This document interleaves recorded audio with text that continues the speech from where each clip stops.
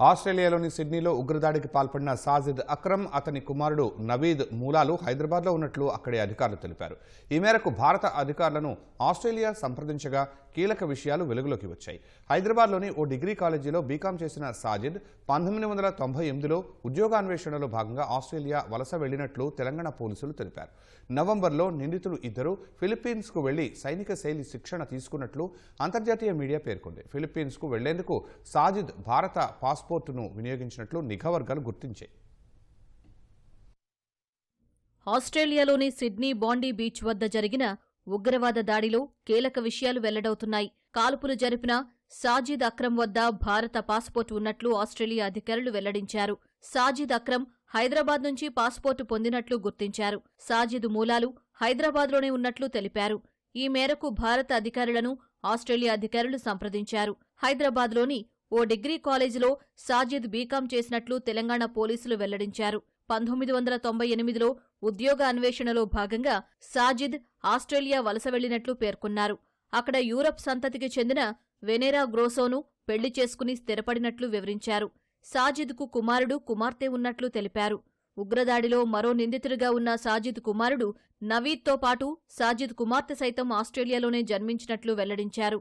వారిద్దరికీ Australian పౌరసత్వం ఉన్నట్లు అధికారులు ధృవీకరించారు.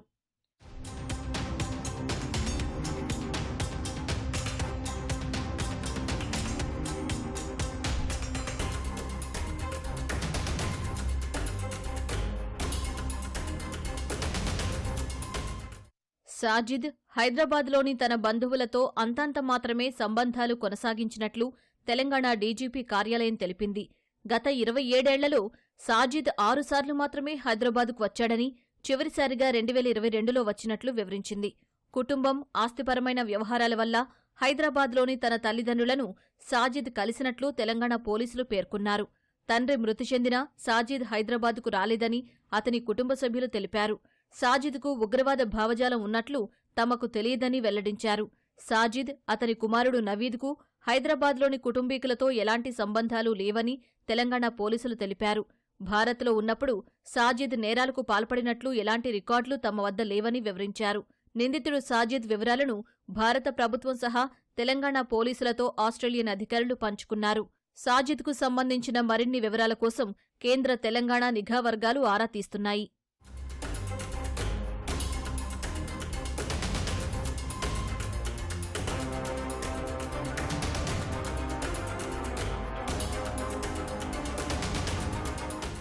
గత నెలలో నిందితులు సాజిద్, నవీద్ ఫిలిప్పీన్స్కు వెళ్లినట్లు ఆస్ట్రేలియన్ నిఘా వర్గాలు గుర్తించాయి. ఫిలిప్పీన్స్కు వెళ్లేందుకు సాజిద్ భారత పాస్పోర్ట్ను వినియోగించగా నవీద్ ఆస్ట్రేలియన్ పాస్పోర్ట్ను ఉపయోగించినట్లు వెల్లడించాయి. నవంబర్ 1 నుంచి 28 వరకు ఫిలిప్పీన్స్లోనే నిందితులు ఉన్నట్లు పలు మీడియా కథనాలు పేర్కొన్నాయి. అక్కడ ఉగ్ర సంస్థల నుంచి సాజిద్, నవీద్ సైనిక తరహా శిక్షణ తీసుకున్నట్లు వెల్లడించాయి. నిందితులకు ఉగ్ర సంస్థలతో ఉన్న సంబంధాలపై దర్యాప్తు చేస్తున్నట్లు Australian broadcasting corporation ABC వెల్లడించింది. 2019 నుంచి నవీద్కు ఉగ్ర సంస్థలతో సంబంధాలు ఉన్నట్లు పేర్కొంది. బాండీ బీచ్ దాడిలో యూదులే లక్ష్యంగా నిందితులు కాల్పులు జరిపినట్లు తెలిపింది. పోలీసులు జరిపిన ప్రతి దాడిలో సాజిద్ మృతి చెందగా అతని కుమారుడు నవీద్కు గాయాలయ్యాయి.